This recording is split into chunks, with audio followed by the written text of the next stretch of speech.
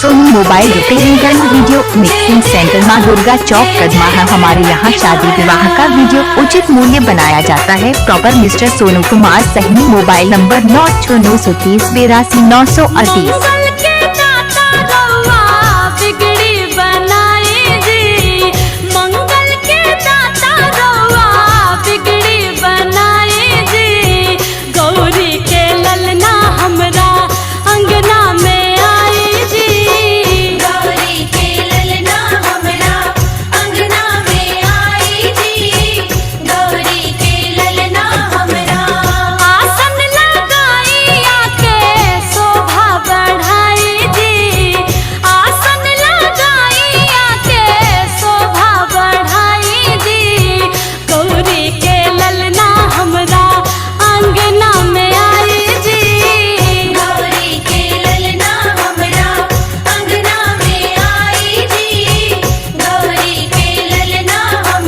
Soni mobile repairing and video mixing centre Maa Durga चौक कदमा है। हमारे यहाँ शादी विवाह का वीडियो उचित मूल्य बनाया जाता है। प्रॉपर मिस्टर सोनू कुमार सही। Mobile number 9693828938।